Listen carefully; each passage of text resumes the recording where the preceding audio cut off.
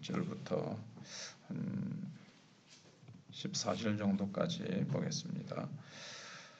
여호와의 말씀이 내게 임하여 이르시되 인자야 너는 이스라엘 족속에게 수수께끼와 비유를 말하라. 여호와께서 이같이 말씀하여 이르시되 색깔이 화려하고 날개가 크고 깃이 길고 털이 숱한 큰 독수리가 레바논에 이르러 백향목 높은 가지를 꺾되 그 연한 가지를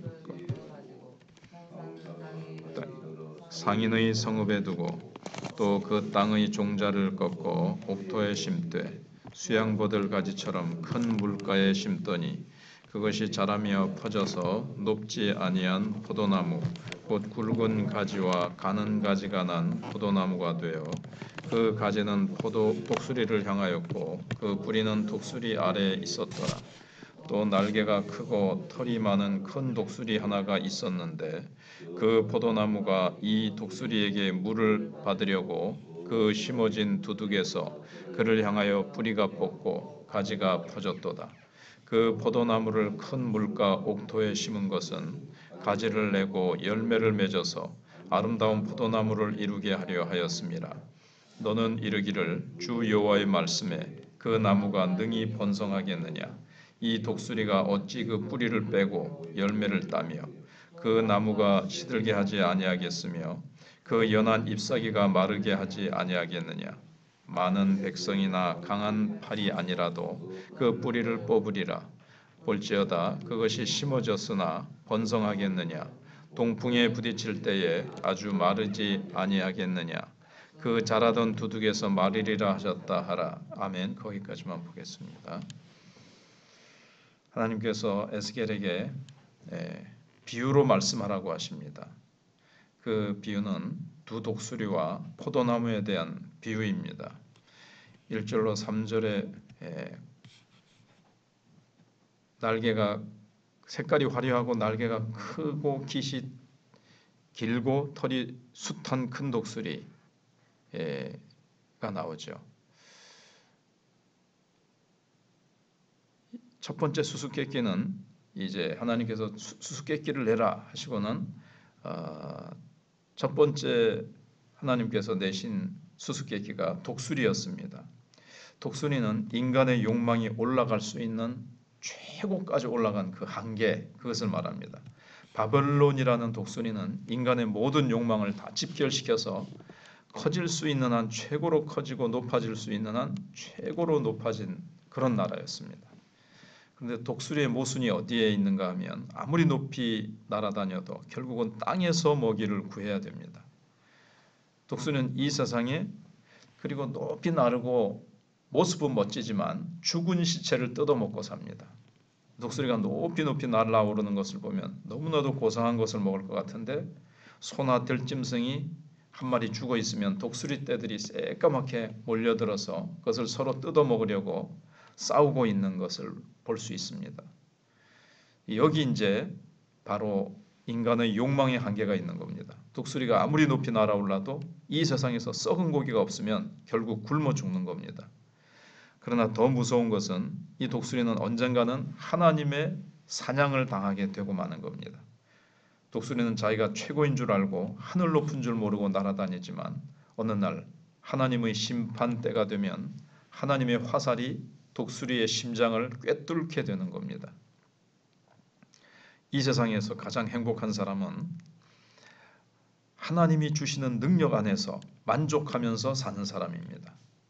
우리가 생각하기에 사람이 너무 자기 자신에게 만족을 하면 아무런 발전이 없을 것 같습니다. 꿈을 가지고 계획을 높게 세우고 그것을 향해서 몸부림치면서 힘써 나가야 발전이 있지. 내가 사는 이 현실에 만족하면 안주해버리면서 발전이 없을 것 같지만 결코 그렇지 않습니다. 오히려 하나님께서 주신 범위 안에 만족하고 최선을 다하는 것이 하나님께서 거기서 더 지혜도 주시고 하나님께서 챙겨주시기 때문에 더 발전할 수가 있습니다. 물론 당장은 독수리처럼 높은 곳을 향해서 날아오르기 위해서 주변의 것을 막 빼앗고 착취를 하고 어떤 수단과 방법을 써서라도 끌어모으고 높이 날아오르면 당장은 높은 자리에 올라가는 것 같고 뭐가 되는 것 같고 높은 인간 사회에서 높은 자리에 오르지만 그러나 때가 되면 하나님의 심판의 화살이 그를 쓰러뜨린다는 겁니다. 역사 속에서 뭐 아수르가 바벨론에서 망하고 바벨론이 또 로마에 의해서 망하고 계속 그렇게 독수리들은 다 사라졌습니다.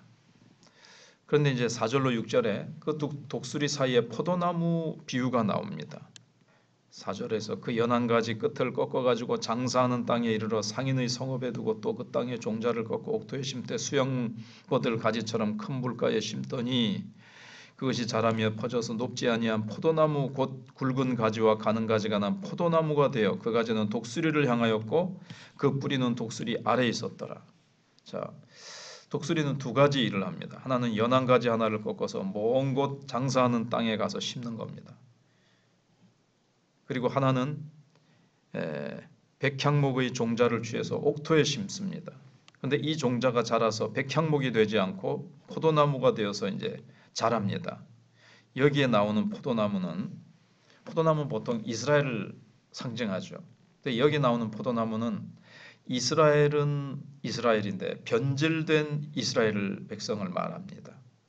우상 숭배하고 독수리 같이 되려고 하는 하나님이 심겨진 곳에서 하나님의 은혜와 말씀을 빨아먹고 포도 열매를 맺어야 되는데 독수리처럼 자기도 높이 날아올라서 이 세상에서 최고의 위치에 도달하고 싶어하는 그런 독수리가 되고 싶어하는 포도나무가 되어버린 겁니다.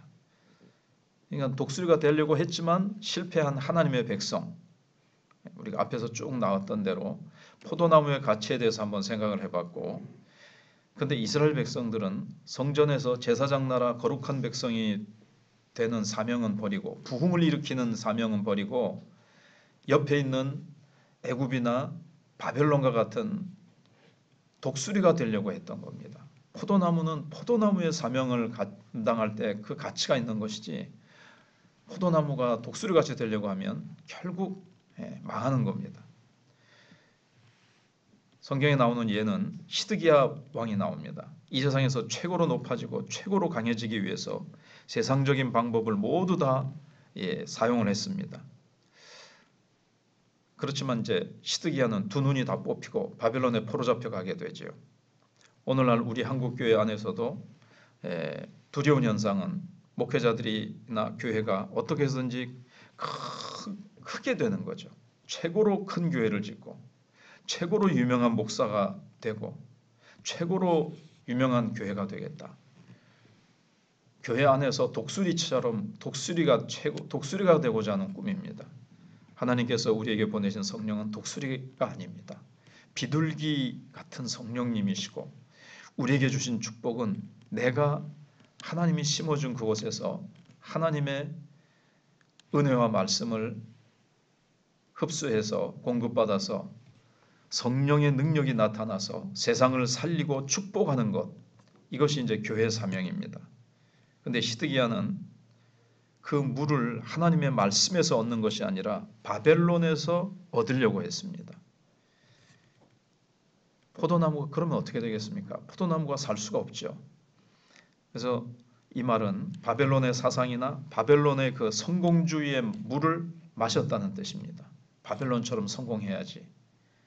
바벨론의 그 음란 문화, 죄악 문화, 이걸 이제 받아들이는 겁니다.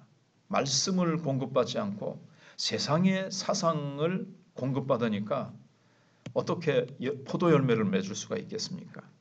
그래서 시드기야는 그런데 이제 바벨론의 물로 만족할 수 있을 줄 알았는데 그게 안 되는 거예요. 왜냐하면 바벨론은 유다에 대해서 간섭이 심합니다. 이것도 하지 마라, 이것도 하지 마라. 내정 간섭이 너무 심하기 때문에 큰 독수리가 될 수 없다는 것을 딱 이렇게 생각을 하고는 애굽 독수리, 두 독수리가 나오는데 또 하나의 독수리는 애굽 독수리입니다. 애굽은 굉장히 그 역사가 깊지요. 바벨론처럼 화려한 독수리는 아니지만 아주 역사와 전통이 있는 어떤 그런 독수리라고 볼 수가 있습니다. 그래서 다른 독수리와 손을 잡고는 이 바벨론이라는 독수리를 물리치고 애국과 같은 독수리가 되려고 이렇게 생각을 합니다. 근데 시드기야의 이 판단은 판단착오였죠. 그래서 여기 7절에 또 날개가 크고 털이 많은 큰 독수리 하나가 있는데 이게 이제 애굽 독수리입니다. 그 포도나무가 이 독수리에게 물을 받으려고 그 심어진 두둑에서 그를 향하여 뿌리가 뻗고 가지가 퍼졌도다. 애굽을 향해서 손을 펴고 애굽과 이제 국교를 맺는 거죠. 그 포도나무를 큰 물가 옥토에 심은 것은 가지를 내고 열매를 맺어서 아름다운 포도나무를 이루게 하려 하였습니다. 하나님께서는 시드기야를 옥토에 심으신 것은 독수리가 되게 하려고 하신 것이 아니고 포도나무가 되고 포도나무 열매를 맺게 하기 위한 것이었습니다. 그리고 그 진액은 하나님의 은혜와 하나님의 말씀이었습니다. 그래야 신앙의 열매, 하나님이 기뻐하시는 부흥과 성령의 열매를 맺기 위함이었죠. 그러나 이 포도나무, 이 시드기야는 독수리의 진액을 빨아먹었는데 독수리의 진액이 성에 차지 않는 겁니다. 만족이 안 됩니다. 다른 진액으로 바벨론 진액에서 애굽 진액으로 갈아탔지만 그게 이제 안 되는 거죠. 애굽은 바벨론 같이 신흥 제국이 아니었어요. 힘이 없습니다. 그래서 바벨론이 이제 분노하는 거죠. 분명히 유다와 언약을 맺었어요. 우리의 바벨론의 종이 되어서 바벨론이 시키는 대로 하겠다고 언약을 맺었는데 언약을 배반하고 애굽으로 가버리니까 화가 나서 와서 이제 유다를 그냥 뽑아버립니다. 화가 나서. 이것이 이제 시드기야의 판단착오였고, 그래서 9절에 너는 이르기를 주의 말씀에 그 나무가 능히 번성하겠느냐? 이 독수리가 어찌 그 뿌리를 빼고 열매를 따며 그 나무가 시들게 하지 아니하겠습니까? 바벨론이 화가 나서 쳐들어와서 포도나무 뿌리를 빼버리고 시드기야 눈이 뽑히죠. 실제로. 그리고 열매를 따며 그 나무가 시들게 하지 않겠느냐? 열매를 다 따버리고 그 나무를 그냥 완전히 시들어버리고 시들게 하고 바벨론으로 포로 잡혀가게 해버립니다. 그 연한 잎사귀가 마르게 하지 아니하겠느냐? 유다가 아주 그냥 유다의 존재 자체를 없애버리려고 그렇게 하지 않겠느냐 하는 겁니다. 많은 백성이나 강한 팔이 아니라도 그 뿌리를 뽑으리라. 유다는 힘도 없습니다. 그래서 그냥 많은 백성 아니라도 그 뿌리를 다 뽑아버린다는 겁니다. 그래서 하나님의 백성들이 세상의 모델을 따라가며 세상의 성공신화나 야망을 따라가는 것이 얼마나 위험한 일인지 알아야 됩니다. 하나님의 백성들은 어디에 심기우든지 간에 하나님의 말씀에 뿌리를 내리고 하나님의 말씀의 진액을 먹어야 살 수 있습니다. 그렇게 하기만 하면 백향목이든 포도나무든 무화과나무이든지 하나님이 기뻐하시던 열매를 맺을 수가 있습니다. 그런데 포도나무가 독수리가 주는 물을 마시려고 한 것 자체가 잘못인 거죠. 독수리가 돼보겠다. 그러나 포도나무나 백향목이 독수리를 따라가려고 하고 독수리가 주는 물을 먹는 자체가 이제 스스로 망하는 길을 택한 겁니다. 각자가 먹어야 될 물이 있는 거죠. 하나님의 백성은 세상 물을 먹어서는 시절을 철을 따라 열매를 맺고 정말 하나님이 기뻐하시는 그런 아름다운 포도 열매, 성령의 열매, 부흥의 열매를 맺을 수가 없습니다. 그래서 우리는 세상의 그 가장 높아지고자 하는 야망 이런 것들을 가지지 말고 하나님이 심겨진 곳에서 감사하고 만족하며 거기서 우리가 성령을 쫓아서 말씀과 하나님의 은혜의 진액을 마음껏 공급받고 하나님이 기뻐하시는 아름다운 열매, 하나님이 기뻐하시는 사랑과 성령의 열매를 무엇보다도 부흥의 역사를 일으키는 교회가 되고 내 자신이 되어야 할 것입니다.